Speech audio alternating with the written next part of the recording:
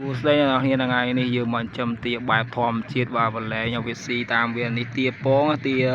មេពងហើយហ្នឹងហើយបងណាត្រូវការទិញពងទាឬមួយក៏ចង់បានពងទាជាលក្ខណៈទាធម្មជាតិអីនេះស៊ីចំណីព្រៃស៊ីខ្យងស៊ីអីធម្មជាតិសុទ្ធសាធ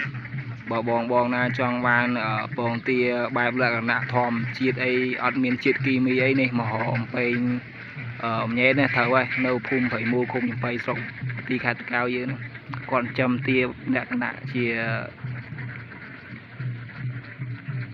គ្រួសារ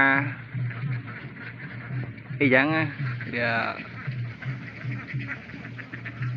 ច្រើនដែរគួរសមដែរហើយហ្នឹងហើយបើបងណាគាត់ចង់បានពងទាបែបលក្ខណៈថាធម្មជាតិអញ្ចឹងបែបធម្មជាតិអត់មានជាតិគីមីអីអាចមហោនៅព្រៃមូលបានមកឃុំចំបៃស្រុកទីខេត្តតាកែវយើងហ្នឹងសិតតា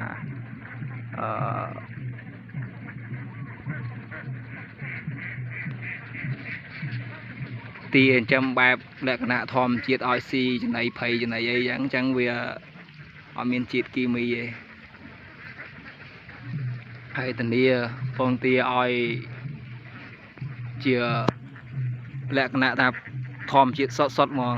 ហ្នឹងហើយអាចមកមើលបានអាចមក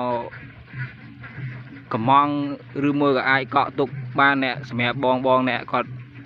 ជីវករលក់ដូរលក់ចេញលក់ចូលអីបោះដុំលក់រាយអីនេះអាចមកមើលបានមកតិចទៀតទៅអាចនឹងមានពងទា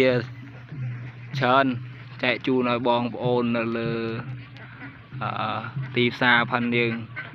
នេះចំលក្ខណៈថា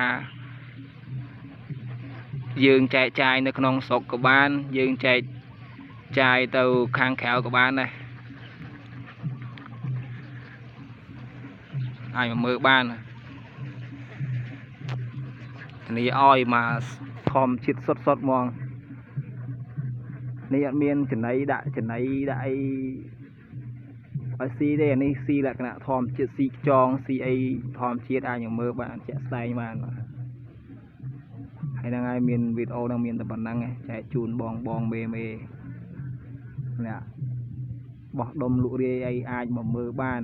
អាចមកតំណែងអាចមកកក់ទុកមុនបានព្រោះថាពងយើងមានកំណត់អ្នកមកមុនបានមុនហើយអ្នកមកក្រោយយឺតអីគេទិញអស់យ៉ាត់អត់អីញ៉ាំហ្នឹងហើយអរគុណបងច្រើនដែរស្រឡាញ់ចូលចិត្តរាប់អានមិត្តភ័ក្តិអីអាចមករកបាននេះមិត្តភ័ក្តិខ្ញុំមកបានពងទាធម្មជាតិណាពងទាធម្មជាតិសុទ្ធហ្មងវាតាមព្រៃតាមអីឲ្យស៊ីខ្យងស៊ីអីហ្នឹងហើយអរគុណច្រើនអរគុណមេទុកមុនកុំភ្លេចជួយទិញពងទាម្នាក់1ផ្លាន2ផ្លានអី4 10ផ្លានអីក៏បានដែរទិញច្រើនកាលណាល្អកាលហ្នឹងមកវីដេអូហ្នឹងមានតែប៉ុណ្្នឹងឯងសូមអរគុណច្រើន